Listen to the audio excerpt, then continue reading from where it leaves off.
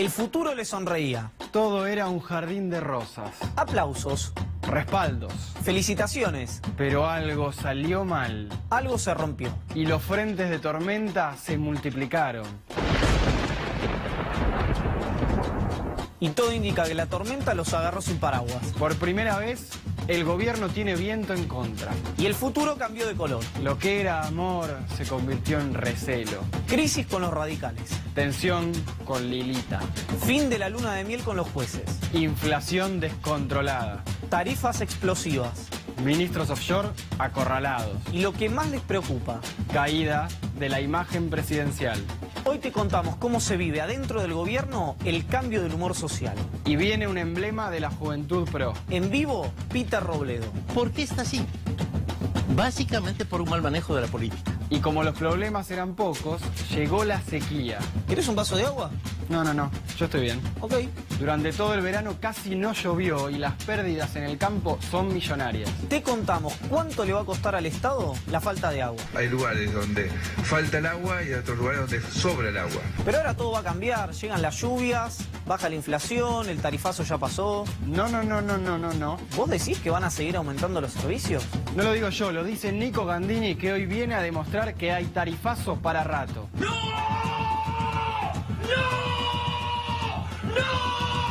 Pero no todas son pálidas. Hoy nos damos un lujo internacional. Entrevista con el tal vez máximo referente del progresismo sudamericano. Pepe Mujica habla de Lula, de los gobiernos de izquierda, de la corrupción y de mucho más.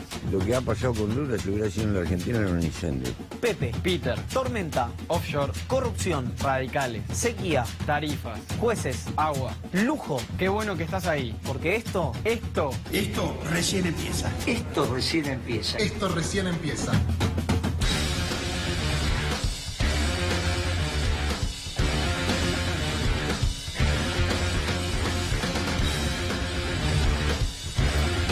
Muy buenas noches, bienvenidos y bienvenidas a otro capítulo de Esto Recién Empieza. Estamos en vivo con toda la información que está mandando la gente del ruidazo a lo largo y ancho de la Argentina. Darío Gani, buenas noches. Buenas noches, Iván. Ruidazo por el tarifazo que reflotó el tema y reflotó la indignación de mucha gente. También a este fuego lo avivó buena parte de lo que diríamos el gobierno, lo que diríamos interna del gobierno, la oposición. Sin duda. Una descripción que hacía Darío recién, esto es en Villa Urquiza. Hace instantes la gente autoconvocada contra el tarifazo.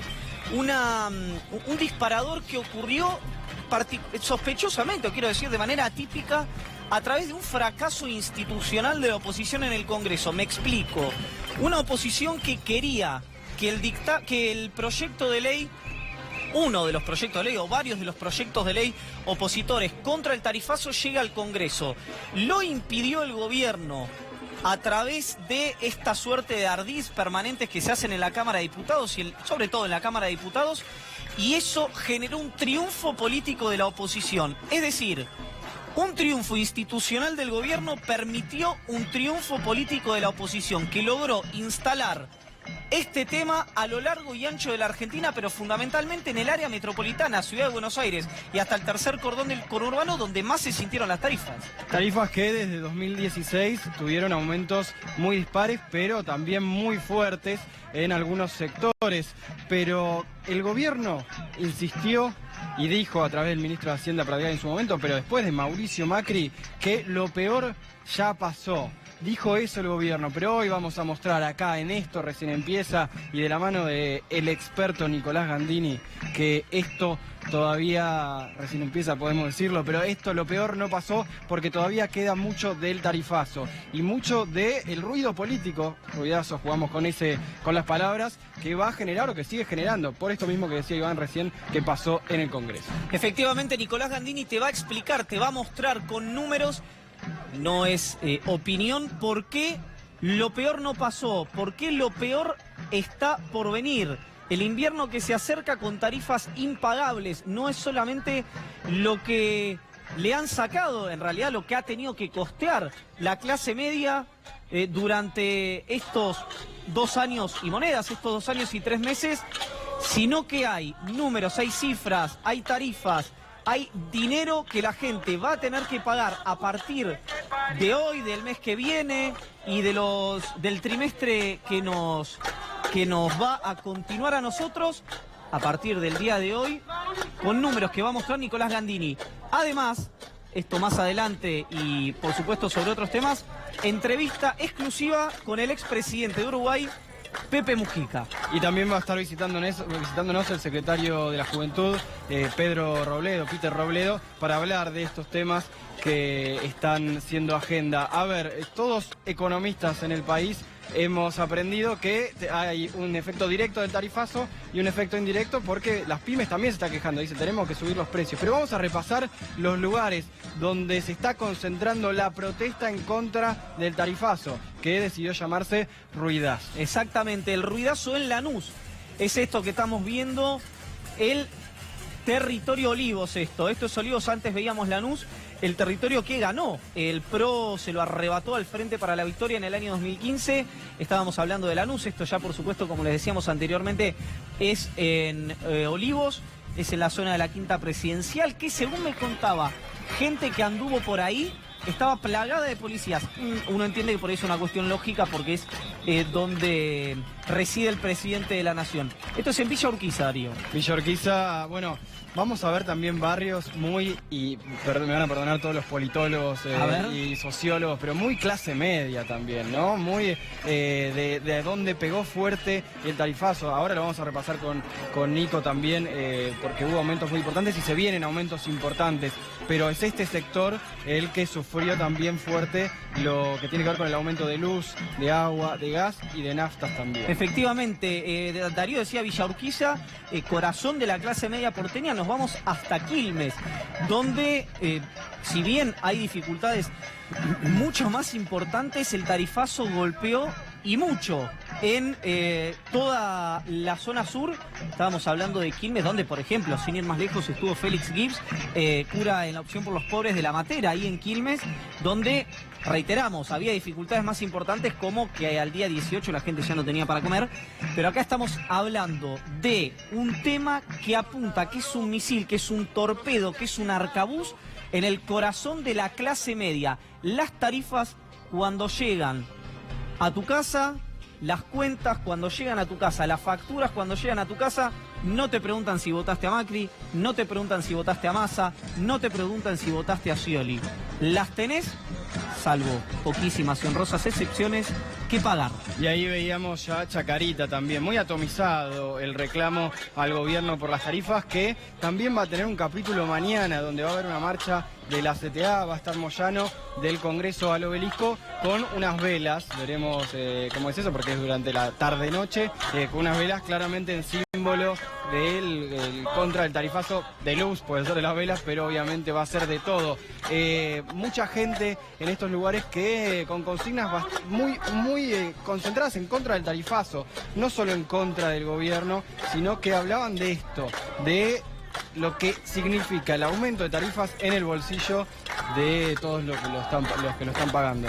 Un tarifazo que tiene coletazos y que en este invierno, que también se prevé un poco más frío que el del año pasado, recordemos que 2016 fue muy frío y eso también lo que hizo fue aumentar las boletas. Bueno, este invierno también parece que viene picante y por eso puede volver a ser muy difícil para los que lo tengan que pagar.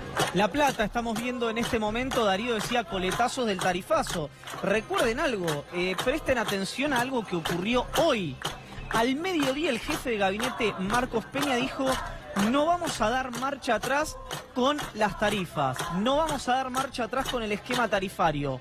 6 horas después del triunfo institucional de Cambiemos en diputados, pero después de un triunfo opositor contundente, citó a los jefes de bloque de Cambiemos para el jueves para discutir un nuevo, yo diría, enfoque político en cuanto a las tarifas. Esto es Pilar.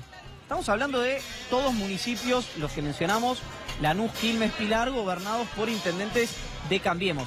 Claro, no significa, hay dos salvedades que hacer que me parecen necesarias desde el punto de vista del análisis político. Seguramente hay gente descontenta con el tarifazo allí que acompañó opciones oficialistas.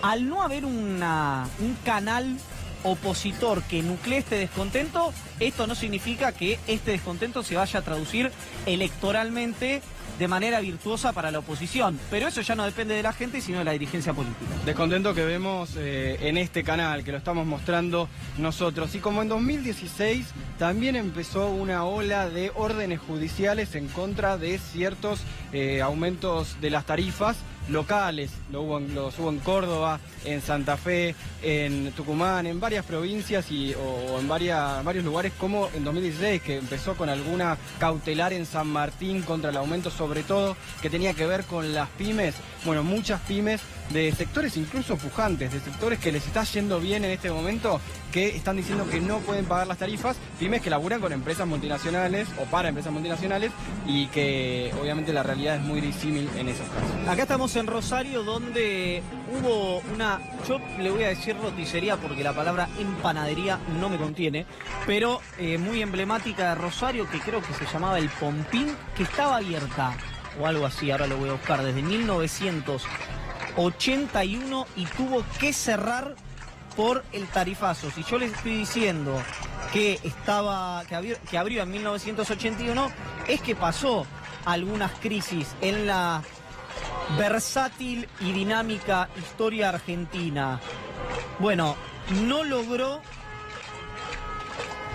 soslayar el aumento de tarifas de estos últimos años y cerró, el Gran Pipón, así se llama, o se llamaba, usemos el tiempo pasado, esta roticería emblemática de la ciudad de Rosario. Y es la época del año que en economía siempre es más difícil. Esto no discrimina al gobierno porque tiene que ver con lo que los economistas hablan de precios nuevos y salarios viejos, hasta que terminan de acomodarse las paritarias, que ya no importa si la paritaria recupera o no recupera salario, hasta que no se efectivicen y no empiecen esos aumentos de sueldo. Es un mes muy complicado, sobre todo marzo terminó teniendo una inflación mucho más alta de la que el gobierno consideraba. Eso lo dijo el propio Federico Sturzenegger, el presidente del Banco Central, y por eso es que también mucha gente está sintiéndolo en el bolsillo. Una sensación que todas las encuestas, te puede gustar más una encuestadora u otra, cuando preguntan cuál es el principal problema de la economía, mientras vemos lo que pasa en Lomas de Zamora, la gente empieza a hablar sobre economía de nuevo, ya sea inflación o desempleo. Exactamente. De hecho, les vamos a contar, hay un dato que de los sondeos propios del gobierno nacional que ve y le presta mucha atención el jefe de gabinete de ministros, que está preocupando fuertemente al gobierno, porque acá hay algo interesante que, por supuesto yo no tengo la respuesta, pero sí tengo un montón de preguntas. La imagen de Macri todavía se mantiene en niveles altos. Ahora, la confianza que tenía la gente en una de las 3 o 4 patas en las que se sostiene Cambiemos, que era la lucha contra la inflación, hace 8 meses que cae de manera consecutiva. La confianza, reiteramos, de la sociedad en que el gobierno puede resolver el problema de la inflación cae hace 8 meses de manera consecutiva. Por razones, me parece, bastante elementales, que tienen que ver el 40% del primer año, el 25% del segundo, y se apunta a un 24%, 23, 22, si quieren que les diga 20, les digo 20, para este año, cuando la expectativa en el presupuesto era del 12%. En instantes, Nicolás Gandini con Darío Gaño te van a contar por qué lo peor no pasó, por qué en el tarifazo lo peor está por venir.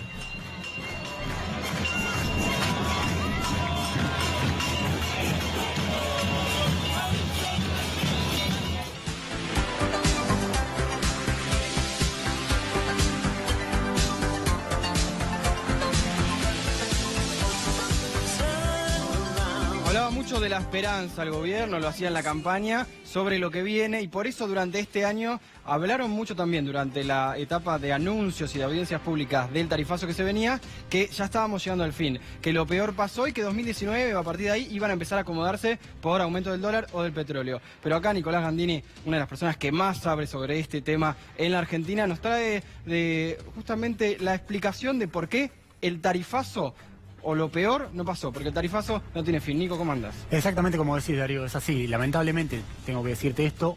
¿Y por qué es así? Porque en el caso de tarifas eléctricas todavía falta aumentar entre un 40 y un 50% de lo que el gobierno pretende aumentar. Es decir, vos tuviste un aumento en los últimos 2 años y poquito, de cerca de entre un 800 y un 900% de aumento. Sobre ese aumento, todavía te falta aumentar un 50% más. Es decir, a la factura que te vas a recibir ahora, es decir, en abril, en mayo, vos vas a llegar hasta octubre de 2019 con una factura que es la mitad más alta. O sea, nosotros anunciamos, no nosotros, no, el gobierno, hubo un aumento del gas, por ejemplo, en Exacto. fines del año pasado, y va a haber otro ahora, hubo en abril, Sí. pero a eso hay que sumarle todavía un 50%. Exactamente. A las facturas que recibas, por ejemplo, en el caso del gas, en mayo, en junio, que van a ser facturas muy elevadas, o sea, yo lo decía recién, son facturas que van a ser el doble de lo que recibiste en el invierno pasado. ¿Por qué esto? Porque con el aumento de diciembre y con el aumento de abril, que acaba de anunciar el ministro Aranguren, la factura de junio-julio va a ser un 80, un 100% más cara de lo que fue el año pasado. Sobre esa factura, que todavía no llegó, y de ahí la paradoja también del escenario que estamos viviendo con este ruidazo, con facturas que todavía no llegaron. O sea, imagínate el escenario que se puede dar si el invierno es frío, si las temperaturas son realmente complicadas, son crudas. No es el caso del año pasado, que fue un invierno muy cálido, el invierno de los últimos 30 años, Sí. y quizás de alguna forma envalentonó al gobierno A a seguir decir, con el tarifazo, sigo ¿no? con el aumento, sigo con este cronograma de reducción total de subsidios que apunta el Ministerio de Energía. Bueno, yo te decía, a pesar de este aumento del 800-900% que ya se instrumentó, todavía te falta en el caso de electricidad un 50% más, y en el caso del gas un 30% más, es decir, un tercio todavía de lo que planificó el gobierno en 2016 cuando tomó la posta del Ministerio de Energía. Ahora vamos metiéndonos en cada uno de estos temas, pero lo que está diciendo Nico es que viene una parte importante del tarifazo, y por eso es que escuchamos en los últimos días a representantes del gobierno insinuar que quieren que, por ejemplo, se paguen cuotas, Sí. ¿viste? Esto de pagarlo más adelante, algo que pasó el año pasado, para que el impacto sea un poco menor. Ahora, si falta tanto para aumentar, ¿cómo van a hacer eso? No, es muy complicado. O sea, la discusión en el seno del gobierno fue intensa. Hubo sectores del radicalismo, por ejemplo, que controlan hoy el ente regulador del gas. Está controlado por un asesor histórico del radicalismo que planteaba concretamente, aplaneemos la tarifa de gas. ¿Qué significa eso? Que durante todos los meses del invierno se pague una tarifa homogénea que te reparta el aumento. Es decir, para que no te llegue la factura en julio demasiado alta, Claro. agosto también, entonces te lo dosifico para que la gente no siente tan alto el impacto. El ministro de Energía, Juan José Aranguren, dijo que eso no era así por dos cuestiones. Primero, porque consideró que en términos de sistema no se podía instrumentar en tan corto plazo, pero también porque ideológicamente el ministro cree, y esto él está convencido, que la sociedad tiene que pagar lo que realmente cuesta la energía y lo que consume. Y- Entonces, eso es lo que cree. Por eso, mientras estamos en vivo en varias partes del país donde se está viviendo el ruidazo, este rechazo al tarifazo, que todavía ni siquiera llegó, como está diciendo Nico, bueno, todavía queda un camino importante para andar. Por eso lo peor no pasó. ¿Querés No. ir entrando entonces? Entramos unas placas en que van a detalle? ser bastante claras para explicar por qué estamos diciendo esto, digamos. Dale. Vos fíjate, lo tratamos de explicar para reducirlo al máximo. Esto es el caso eléctrico, digamos. De la tarifa que vos recibís en tu casa, vos tenés que el costo del sistema eléctrico realmente son 1.600 pesos por megawatt hora. Megawatt hora es la unidad de medida, olvídate de ese término, vos quedate con los 1.600 pesos. Eso es lo que cuesta realmente generar electricidad en Argentina. ¿Cuánto estamos pagando los usuarios residenciales, los hogares? 960 pesos. Es decir, tal vez es incómodo, pero la sociedad está pagando bastante menos todavía, pese al aumento significativo del tarifazo que se imprimió, está pagando 960 pesos de los 1.600 que cuesta realmente. Quiere Un decir, 37% menos. quiere decir que el Estado sí. subsidia 37 pesos de cada 100 que cuesta la electricidad.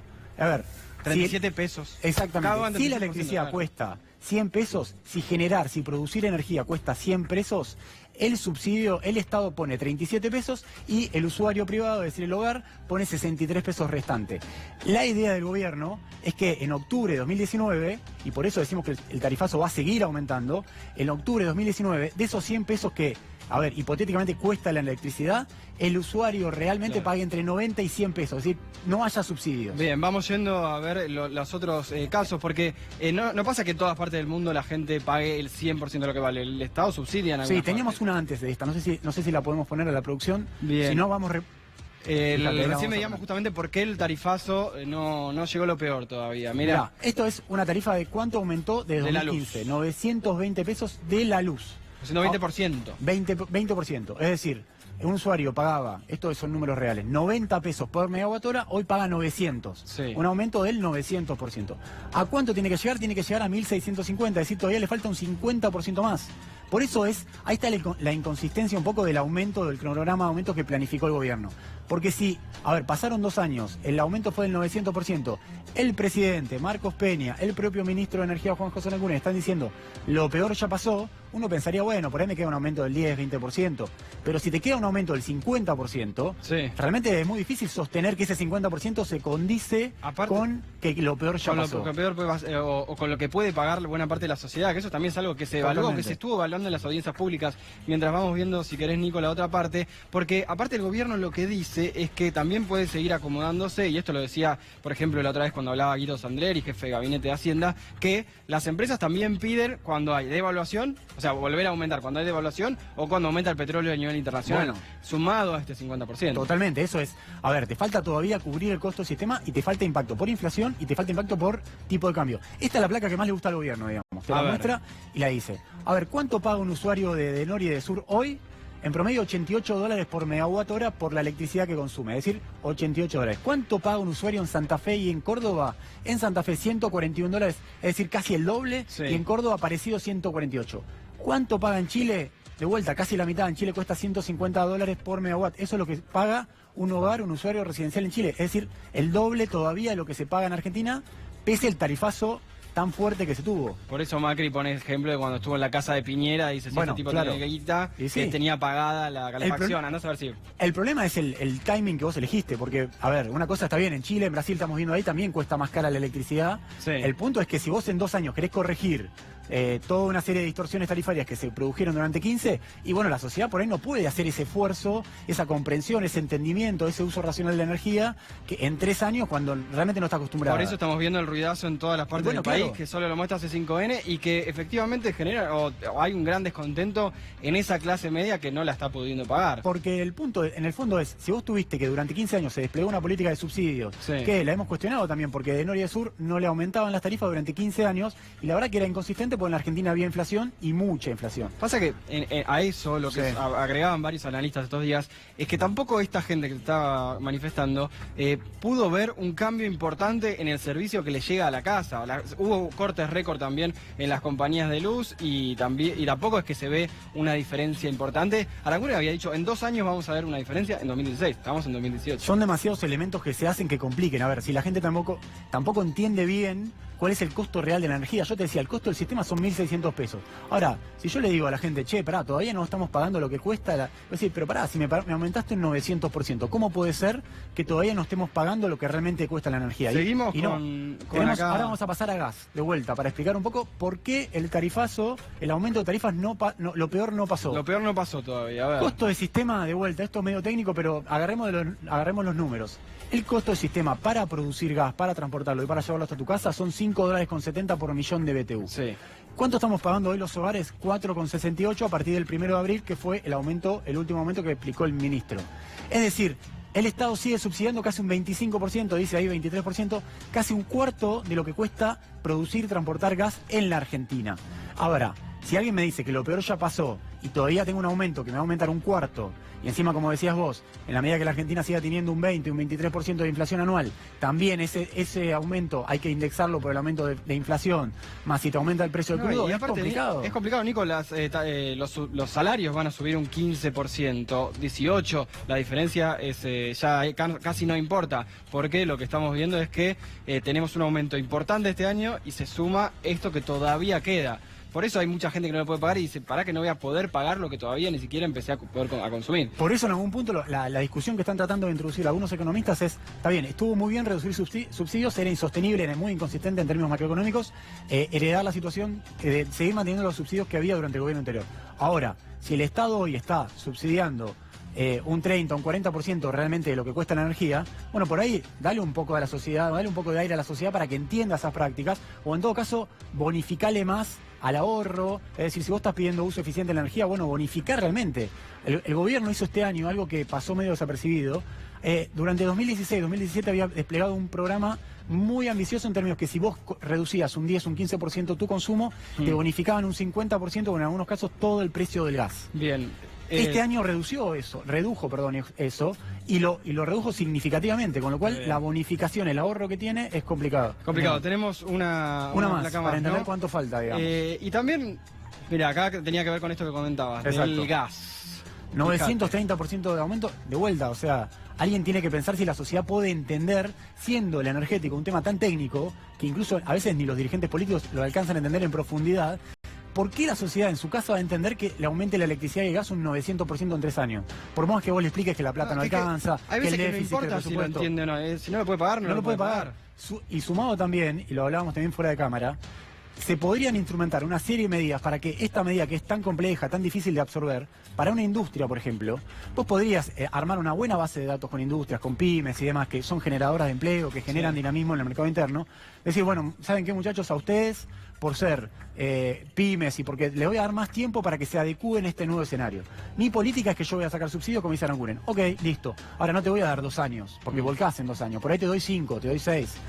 Y vos de alguna forma te fiscalizo que incorpores tecnología. Ahí es donde podés hacer un trabajo con el Ministerio Es que también están aumentando un montón de otras tarifas, tema agua, tema combustibles, pero por eso y por esa sensibilidad que veíamos que las encuestas lo están viendo, de una preocupación importante para la gente de la inflación, para la gente o los encuestados, y por eso también tuvieron esa sensibilidad, y acá le pido asistencia a nuestro amigo Iván, sobre el Congreso, lo que pasó hoy en el Congreso y cómo lo vivió buena parte del gobierno o los cercanos al gobierno. Sí, hubo algo difícil de alguna manera de rebatir, que es el cambio de postura que tuvo la Casa Rosada. Mediodía es: no vamos a dar marcha atrás, no vamos a modificar el esquema tarifario, necesitan que esto fracase.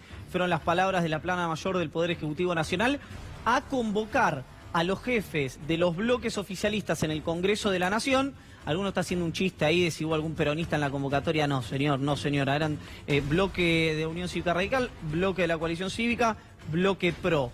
Entre ellos, uno de los protagonistas de la fecha, Nicolás María Mazzot, tan vilipendiado y justamente por... Quiero decir, y justamente, porque por ahí se entendió mal fonéticamente, por la foto detrás de la cortina. Ahora, ¿por qué este cambio se da? ¿Por qué se da el cambio en la plana mayor? Una cuestión elemental de opinión pública. Ahora les vamos a mostrar en minutos nada más, antes de hablar con Peter Robledo, antes de ver el reportaje con Pepe Mujica que hizo Gonzalo Arias. Antes de todo esto les vamos a mostrar a modo lúdico, pero sí un dato de adentro del gobierno, cuál es el dato que más preocupa al presidente. Es una suerte de foda que hicimos. Ahora, una cuestión última, y le quiero hacer una pregunta a Nico sobre un tema del cual hoy se habló poco y nada, pero creo que es muy importante, que es el de Cerro Dragón. Acá hay algo que la gente tiene que entender, y la dirigencia política también, que es que la Unión Cívica Radical y la Coalición Cívica son oposiciones ensambladas en la Casa Rosada, con un 90% de autopartes oficialistas. No sé si se entiende lo que estoy diciendo. No es oposición la UCR, no es oposición la Coalición Cívica. Forman parte de la coalición de gobierno y las tensiones con el Poder Ejecutivo son parte de ese tira y afloje, negociaciones lógicas de la política. Uno no se va a poner a juzgarla acá desde el punto de vista moral, pero a veces se presta a confusión. Yo pongo un signo de pregunta sobre la doctora María Elisa Avelina Carrió, porque está yendo más fuerte y se está yendo más de los márgenes de lo que lo ha hecho habitualmente, con dos cuestiones. Una, el tema tarifario y el pedido de renuncia a J.J. Aranguren, y la segunda, el pedido de juicio político a Ricardo Lorenzetti. Hombre fuerte en la Corte Suprema. Pero si de la justicia hablamos, Nico Gandini, hoy el juez Rodolfo Aristides Janicova Corral citó a indagatoria a legisladores que aprobaron en su momento la extensión de la concesión de Cerro Dragón, ¿es así? Sí, es así. A ver, ¿qué es Cerro Dragón? Es el mayor yacimiento de petróleo de la Argentina.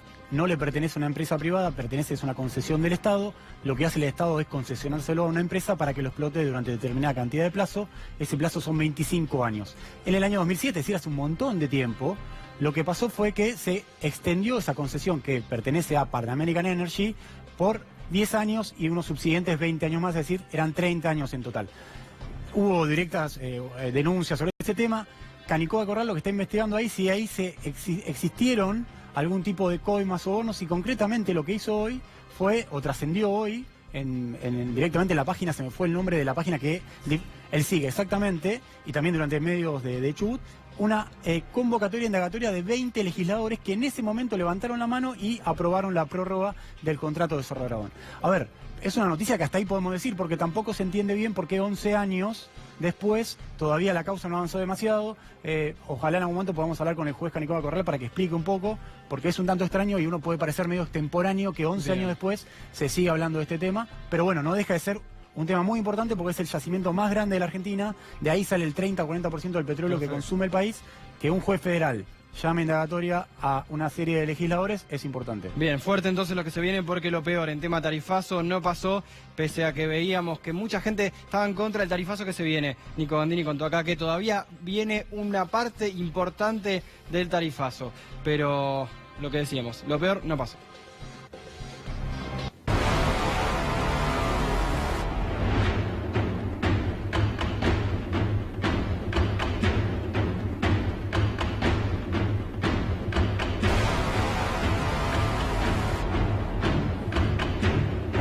Fortalezas, oportunidades, debilidades y amenazas. Un FODA clásico para la gente que trabaja en las empresas y como muchos representantes en la plana mayor del Ejecutivo allí lo hacen, tratamos de ponerlo en esta naturaleza. Lo vamos a hacer rápido, lo vamos a conversar después con Pedro Robledo y vamos a ver un reportaje que les pido que no se lo pierdan con Pepe Mujica, el ex presidente de la República Oriental del Uruguay. Lo pusimos para que se entienda. Hoy uno de los puntos que el gobierno tiene y lo sostiene desde el punto de vista de la opinión pública y de lo que percibe la gente es la obra pública. Reventó la obra pública, la verdad que se está haciendo mucha obra pública en la República Argentina y es uno de los puntos que más le tributan positivamente al gobierno nacional. La dispersión opositora está claro, usted lo ve. Cristina Kirchner se corre de la escena para que el gobierno no tenga la posibilidad de pelearse con nadie, pero nadie ocupa ese lugar de centralidad que la figura de la expresidenta sí lo hace, pero con un techo electoral, por ahora, muy determinado. Fierros, ¿a qué le llamamos fierros? Y por eso lo ponemos entre comillas. Justicia, medios de comunicación, sector empresario, servicios de inteligencia. Muchas cuestiones que no necesariamente nacen del gobierno, pero que sí le es funcional al Poder Ejecutivo para no discutir de los temas como hoy, que a nuestro criterio, y es nuestra verdad relativa, tenemos que conversar. Y después las redes y el microtargeting, todo lo que ustedes conocen en mayor o menor medida, que es una suerte de expertise que tiene el gobierno de poder llegarle en el fino, y me voy a acercar todo lo que sea necesario, a usted con el tema que a usted le interesa, viva en Purmamarca o viva en Tierra del Fuego y las islas del Atlántico Sur, si se me permite el federalismo exacerbado. Esta es una de las fortalezas que tiene el gobierno de Mauricio Macri. Oportunidades, la región. Después en el anexo amenaza les explicamos por qué creemos que también puede haber alguna particularidad con esto. ¿Por qué decimos la región? Bueno, porque hay una oportunidad clara de un signo distinto, de gobiernos distintos de América Latina. Que lo tiene a Sebastián Piñera en Chile, lo tiene a Juan Manuel Santos en Colombia, tiene, no porque vengan del mismo espacio, pero con una agenda parecida a Lenín Moreno en la República del Ecuador, y por supuesto, al Michel Temer reconocido como por la primera persona que fue reconocida, el primer mandatario, quiero decir, en todo el mundo, fue por Mauricio Macri. El acceso al crédito externo, que es una oportunidad, pero no lo ponemos como una fortaleza porque puede llegar a generar un problema en el futuro, y el factor tiempo. Lleva poco tiempo Mauricio Macri al frente del Poder Ejecutivo Nacional. Son 2 años y 3 meses que lleva el expresidente del Club Atlético Boca Juniors al frente de la primera magistratura. Vamos a las debilidades que entendemos nosotros, que son más en este caso, pero menos potentes. ¿Por qué decimos debilidades? Bueno, este es el punto que más preocupa hoy al Poder Ejecutivo.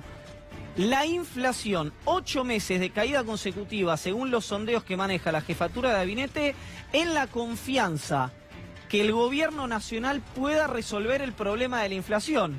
Bueno, tarifas, lo que mostrábamos recién, protestas en el interior y muchas zonas afines a Cambiemos, sector agropecuario o, por ejemplo, Caballito en la capital federal, por ponerle arbitrariamente un ejemplo. Claro, usted me dirá, bueno, pero esas protestas pueden ser seguramente de gente que no votó a Macri. No hay adherentes de Cambiemos en esas protestas. Francamente, no lo sé. pero me cuesta creer que alguien que le vino 2000% de aumento no se fastidie porque metió una boleta de distinto color en una urna. Distinto es que alguien logre capitalizarlo electoralmente. Por eso, si uno ve el escenario hoy, yo sigo sosteniendo lo que a usted no le gusta que yo diga, que es que veo una reelección en el año 2019, a menos que haya una alternativa opositora firme. Conflictos internos con los radicales. Y preguntamos, ¿Carrió también? ¿Con Carrió también hay conflicto o es por la galería? Pero veamos los conflictos con el radicalismo. Aumentando tarifas bruscamente porque es necesario, es un ajuste necesario, un sinceramiento imprescindible de hacer, pero hacerlo sin explicar claramente por qué y a dónde, y sin la colaboración de las empresas distribuidoras en materia de gas y de electricidad, no es un buen camino. Ahora quieren privatizar Tanceneres, es un error gravísimo, y le digo a mi partido que explique a la sociedad por qué eso es un error gravísimo. No es un error. Ahí tenemos algunas de las voces del radicalismo. Cornejo, por ejemplo, que cruzó muy duro a Juan José Aranguren. Poder judicial, enojo de los jueces federales, desconcierto político. Nadie sabe quién es el artefacto que tiene vínculos con el Poder Ejecutivo, porque a veces ingresan y sale la mesa judicial del PRO en los contactos con los federales, a veces es el Tano Angelici, muy de vez en cuando hay contactos institucionales, pero de repente tenés a una de las tres patas institucionalmente que sostiene a Cambiemos, que es Carrió, pidiendo el juicio político contra el presidente de la Corte. Discurso radicalizado en poco tiempo, esto es para que lo entienda. ¿Qué decimos con esto? Y es donde más discusión creo que se puede generar, en que, esto es a un criterio absolutamente personal, es mi verdad relativa, el gobierno muy rápidamente dejó la revolución de la alegría para una reforma liberal antipopulista, lo digo para que genere impacto simplemente. Pero hay palabras de la plana mayor del gobierno que justifican esto que estoy diciendo. En base a decirnos la verdad, en base a poner cada día lo mejor de cada uno de nosotros. Y lo expresamos desde el corazón, espontáneamente, sin que haya habido colectivos, ni choripán, solamente decir sí se puede. Entonces, cuando de golpe ustedes se encuentran en su casa, en invierno, y se vean que están en remera o están en patas, es que están consumiendo energía de más.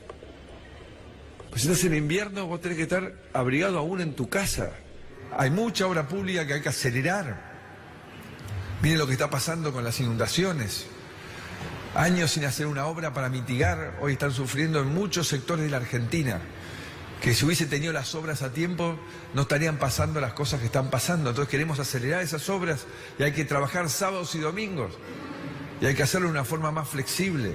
No entiendo qué esperan esos tres jueces. Que el policía, después de perseguirlo X cantidad de cuadras, pidiéndole que se detenga y que se entregue, lo deje escapar.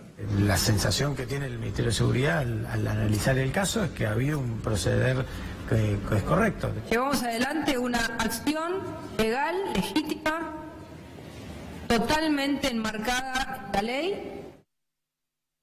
¿Qué veíamos? Al presidente diciéndole a los obreros que no se podían dar en patas y en remera en verano, creo que es lo que planteaba, no estar con la ventana abierta en invierno concretamente, que hay que trabajar sábados y domingos. Los colectivos y choripanes que estaban ausentes, según la lectura del primer mandatario, en la marcha del 1A, y después el caso Chocobar y el asesinato de Rafael Nahuel, todavía sin novedades por parte de la prefectura. Pesada herencia, ya lo dijo la gobernadora María Eugenia Vidal en su momento. Lo que pase acá en adelante, dijo Vidal, es responsabilidad mía. Es algo que ya difícilmente se pueda seguir usando para el gobierno. Y la última, las que entendemos como amenazas que pueden ser para el gobierno, los compromisos externos. Es decir, ¿quién le pidió al presidente que reconozca a Michel Temer, que sea el primero en reconocer a Michel Temer? No lo sabemos, pero la imagen quedó dañada después del proceso ocurrido en la República Federativa del Brasil, con Temer en un 2% de imagen positiva. Unidad opositora, si es que esto ocurre, lo ponemos como amenaza porque está lejano, pero si llega a ocurrir es un artífice de dificultad para el gobierno.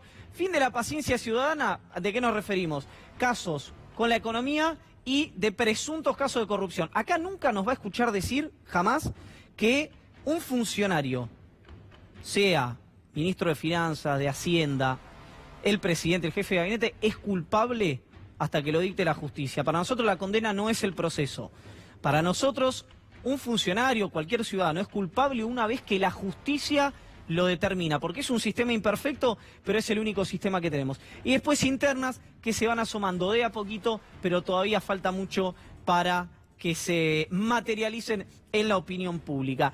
Recibimos con el gusto, porque hace muchísimo tiempo que no da un reportaje en televisión, al titular del Instituto de la Juventud, Pedro Robledo, que vino muy gentilmente a conversar con nosotros el día de hoy. Y en instantes, entrevista con Pepe Mujica, el expresidente de la República Oriental del Uruguay.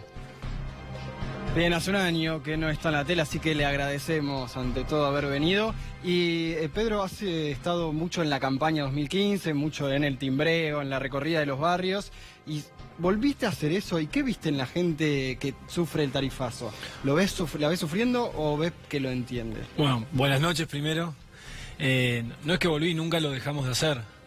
Creo que una de las fortalezas que no figuran ahí es que tanto el presidente como todos sus ministros y todos los que formamos parte del equipo de gobierno nunca dejamos de estar en la calle, que creo que fue una habilidad del gobierno anterior. Cuando nosotros hacemos los timbreos, que durante mucho tiempo creo que mucha gente se rió o creía que no funcionaban, para nosotros es un valor de gobierno no dejar de estar en contacto con la calle, porque me parece que lo más importante es no solamente escuchar a los que te votaron, sino escuchar lo que veíamos recién en los informes de ustedes, incluso a los que no están contentos con ciertas medidas del gobierno. Pero si no, me parece que la soberbia es fácil de ganársela cuando uno gobierna, ¿no? Y creo que el presidente todos los días nos pide justamente no cometer los mismos errores, ¿no? Que capaz se cometieron, no en el gobierno anterior, sino que suele cometer la política. Vos decías las medidas, pero ¿cuán presente está el tarifazo en ese...? Y la gente te lo pregunta. Y uno tiene que tener la cara y la fortaleza para poder explicar lo que nosotros como gobierno creemos. Y el presidente lo dijo muchas veces, poner la verdad sobre la mesa no es siempre fácil. Y durante 10 años tuvimos un relato que nos contó que la Argentina crecía a tasas chinas, pero la matriz energética quedó totalmente destruida. Pasamos de ser un país que exportaba energía a importarla. Más que un relato, era un dato eso. Bueno, no, el crecimiento. Pero dentro de lo que nosotros estamos convencidos que fue un relato, porque si vos tenés un país que crece durante 10 años y no invertís en tu energía, bueno, eso claramente lo que no te va a permitir después es poder generar atracción de inversiones, no te va a generar que vos puedas aumentar la capacidad de tu industria.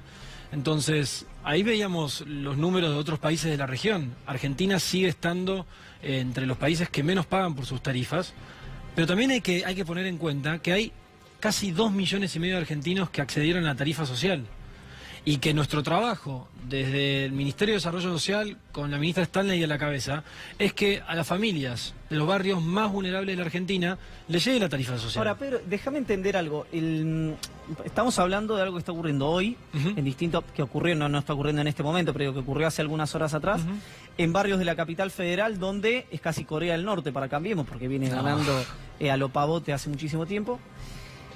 Y vos me hablás de los 12 años anteriores o los 10 años anteriores. ¿A partir de cuándo se empieza a juzgar a Cambiemos por lo que está haciendo Cambiemos? No, las acciones de gobierno las hay que juzgar siempre. Y me parece que es un gobierno que nunca ha dejado de poner la cara y que incluso en minoría, en las cámaras del Parlamento, siempre, lo vimos al ministro Caputo la semana pasada, al ministro Aguad esta semana dando explicaciones. Ahora, cuando dicen que la herencia, no hay que hablar de herencia, que la herencia se terminó. Me parece que quienes dicen eso es porque capaz le falta caminar los barrios. Cuando vemos que hay 4.800 barrios populares donde el 90% de las personas no tiene acceso al agua corriente, a la cloaca, a la electricidad, narcotráfico que reventó la cabeza de miles de pibes en todo el país, eso no se soluciona en 2 años y 3 meses de gobierno. ¿Vos creés que eso mejoró? Creo que sí, claramente que mejoró mucho. ¿En base a qué? Para empezar, porque el golpe que se le ha dado al narcotráfico en los últimos 2 años es gigante. No solamente en toda la cantidad de procesos que se aceleraron con el gobierno de Cambiemos para distintos grupos de narcotráfico en el país, sino también la cantidad de intervenciones que se han hecho en los barrios más peligrosos de la Argentina. Cuando nosotros vemos, yo veía una de las fortalezas, aumento en la obra pública. Ese aumento en la obra pública no es solamente en las autopistas que vemos, en los puentes que conectan la capital con el conurbano, sino que uno ve que estamos urbanizando 500 barrios vulnerables de la Argentina. Es cloaca, es iluminación, es agua corriente. Y cuando entra el Estado, cuando el Estado entra en Villa Jardín, por ejemplo, en Lanús, el narcotráfico obligatoriamente da un paso para atrás. No agarraron un narco importante. Ni un narco. A ver. Todos los golpes son golpes marginales, que yo los celebro, digo, porque me parece bien que. Pero narcos importantes, de los tipos que mueven el perímetro, no agarró uno. A ver, de hecho, el 70% de las detenciones por este tema es el menudeo o consumo privado. Yo creo que ahí, mira, ahí hay que poner un punto y creo que hay que ser respetuoso de todos los partidos políticos. Siempre creo que hay mucha gente que trabaja en los gobiernos y en la política que pretende, lo que vos decías recién, Iván, ¿no? Ser juez y fiscal. Creo que hay que ser respetuoso del Poder Judicial. Me parece que el gobierno claramente tiene una postura respecto al tema del narcotráfico, tanto en la actitud de la gobernadora Vidal, en la actitud del presidente, en el discurso respecto también al tema del narcotráfico. Y me parece que eso genera un clima también en el Poder Judicial de mayor libertad para poder actuar. Nosotros no podemos olvidar que tuvimos una campaña política en el año 2007 que sigue sospechada de dinero que provino del tráfico de la efedrina. Eso en Cambiemos no ocurre. Entonces, ¿que debería ir más rápido? Pero yo quisiera que vaya a 180 kilómetros por hora, pero porque a mí no me la cuenta nadie, porque a Vidal no se la cuenta nadie, porque vemos lo que hace la droga en los barrios más vulnerables de la Argentina. Ahora, lo que sí podemos decir en la cara a la gente, en cada timbreo, en cada acción de gobierno, es que nosotros no somos parte del problema. Que nosotros no tuvimos ningún funcionario implicado en ninguna causa de narcotráfico y que tenemos una ministra como Patricia Bullrich que no le va a dar el brazo a torcer al narcotráfico. Igual el caso, y me parece importante lo que decís, porque en esto de que la condena es el proceso en la Argentina, en el programa de televisión donde se dijo que este funcionario que mencionás vos, que es Aníbal Domingo Fernández, el muchacho que declaró con 30 puntos de rating, Salerno, en la televisión, después fue a la justicia, esto es una nota, la pueden buscar de igual con Adamón en el diario La Nación, y contó que en la justicia se desdijo. Tan es así, y esto se los cuento a ustedes en 10 segundos, que Ibar Esteban Pérez Corradi, que vino a inculpar a Aníbal Domingo Fernández, terminó hablando de Ernesto Sanz, y lo extraditaron a los Estados Unidos. ¿Qué quiero decir con esto? Yo no le creo a Corradi, ni cuando apunta, o querían que apunte contra Aníbal Fernández, ni tampoco contra Ernesto Sanz. A los delincuentes en general trato de no creerle. La oposición dice que esto que estamos viendo en pantalla, Pedro, es una protesta que el gobierno no escucha. ¿Cuál es la posición de ustedes? Creo que si hay un gobierno que tiene la capacidad de escucha es el nuestro. Mira, un día como hoy, teniendo protestas como las estamos viendo, como funcionario del gobierno puedo venir acá, dar las explicaciones, y me parece que el gobierno no solamente invita a la oposición para tratar distintos temas, como hizo el jefe de gabinete la semana pasada, creo si no me equivoco, que invitó incluso también a uno de los jefes del bloque del PJ del Senado, a Pichetto, que fue a la Casa Rosada, y son quienes representan también a la oposición. Me parece que diálogo no falta. El diálogo ha mejorado muchísimo en la Argentina. Falta mejorar todo el tiempo. Todo el tiempo es un ejercicio del día a día. Ahora, yo creo que no van a escuchar nunca ni al presidente Macri, ni a Marcos Peña, ni a ningún ministro tomarle el pelo a la gente que está protestando. Porque la protesta es legítima y la hay que escuchar. Ahora, cuando nosotros decimos que la matriz energética del país estaba destruida, cuando nosotros decimos que la Argentina exportaba energía y pasó a importarla, claramente había que arreglar este problema. Y este problema no se soluciona con un relato, no se soluciona con subsidios interminables a las compañías, sino que a quién hay que ir a subsidiar, a la familia de los barrios más vulnerables de la Argentina. ¿Qué piensas de lo que dice el radicalismo, un sector del radicalismo? Escuchamos al gobernador Cornejo, por ejemplo, sobre el ingeniero Aranguren. Son las opiniones del gobernador de Mendoza. A mí me encanta el radicalismo. Me llevo muy bien con los radicales. Bueno. Y creo que le hacen muy bien a Cambiemos. Y creo que también hay como hay ganas todo el tiempo de encontrar como historias en Cambiemos, ¿no? No, bueno, son públicas. No, pero mira, yo te voy a decir algo, y te lo digo desde antes de ser funcionario, ¿no? En el 2015.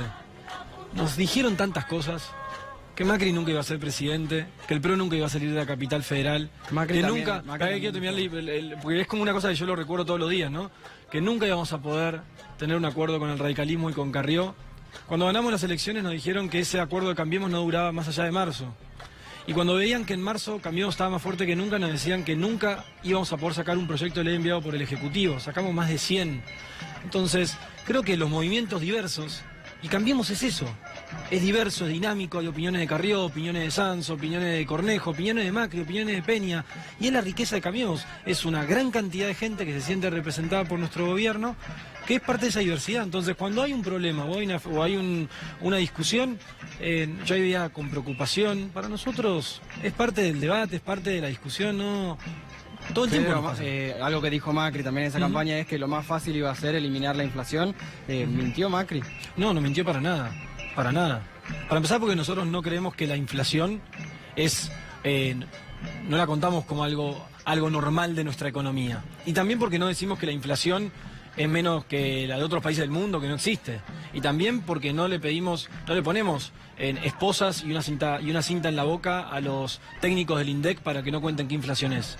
Lo primero que hicimos fue ponerla sobre la mesa la inflación, los niveles de pobreza, empezar a tener estadísticas confiables. ¿Cómo que no baja? Sí, empezó a bajar la inflación. Ahora, el FMI le dijo que va a ser más alta de lo que se preveía. Pero eso, porque ahí me parece que tenemos que ser responsables en cómo decimos y qué decimos. Una cosa es que la meta de nuestro gobierno sea para este año tener un 15% de inflación. Y que un punto más, 3 puntos más, según lo que pueda decir el FMI, que capaz vos le crees todo lo que dice el FMI. No, el gobierno sí, por eso lo invitó, le abrió las cuentas. Pero uno tiene que escuchar la opinión del FMI, de la oposición, de nuestro gobierno. Hoy lo escuché al jefe de gabinete de la Nación decir que este mes fue un mes complicado respecto para la inflación, pero que estamos haciendo todo lo que sea necesario para cumplir con nuestra meta de inflación. ¿Viste el día de la marmota? Quiero terminar. Ahora, la inflación fue a la baja desde que Macri es presidente. Entonces... Perdón, de 25 a 40, yo no soy paisa, pero de 25 a 40 sube, que es lo que llevo de 2015, que dejó el kirchnerismo, a 40 que picó en el primer año de gobierno. Pero ahí porque nosotros, a ver, eso es algo que uno escucha a menudo, cuando nos dicen que pasó del 25 al 40%, pero también porque tuvimos que decir y mostrar todo lo que se había escondido durante 12 años. Era obvio que la inflación iba a aumentar. Nosotros éramos, junto con Venezuela e Irán, la tercera economía más cerrada del planeta Tierra. Y está bien si ellos creían en eso. Ahora, hubo una gran mayoría de argentinos en el 2015 y en el 2017 que no querían más eso. Y que esperemos que en el 2019 vuelvan a apostar por Cambiemos. Vamos a agenda positiva o agenda generacional, que acá es algo que nos interpela a nosotros tres y a muchísima gente que está mirando también. Despenalización del aborto, se está discutiendo en el Congreso. Vos tenés, como decía yo ahí en los FODA, fierros, como para ver qué piensan los pibes.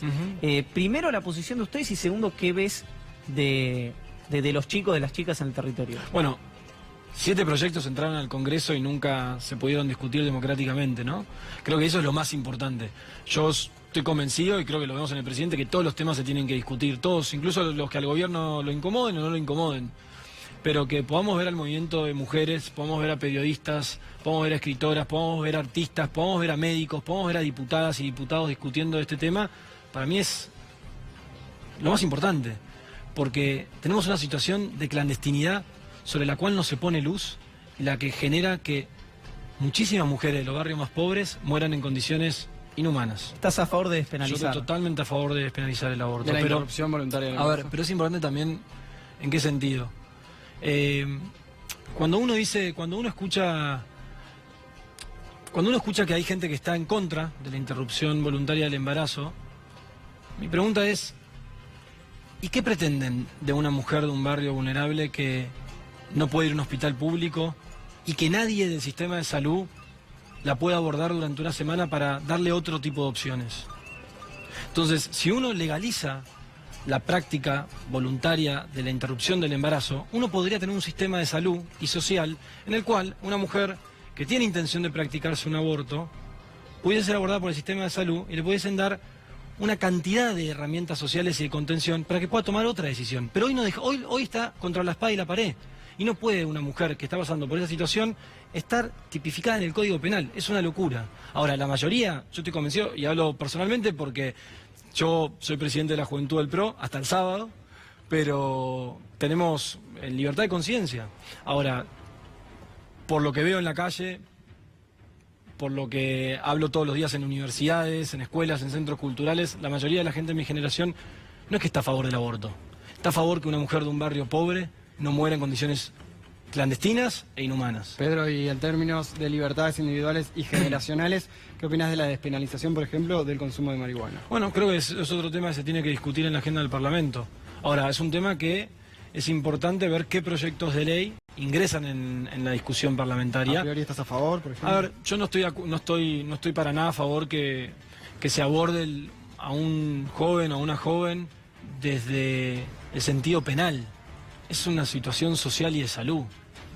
Es mi posición personal, pero creo que también es importante ver las experiencias del mundo. No es lo mismo lo que hizo Uruguay que lo que hizo Portugal. Entonces, tenemos que ver qué proyecto de ley ingresa para debatirse en el Parlamento, pero creo que lo importante es que se puedan discutir.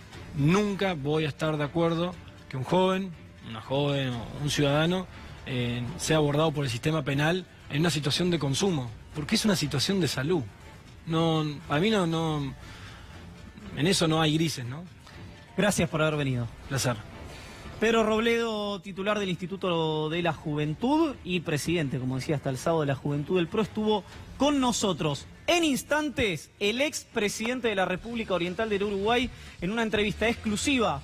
Con esto recién empieza Pepe Mujica. Ahora tanda y ya volvemos.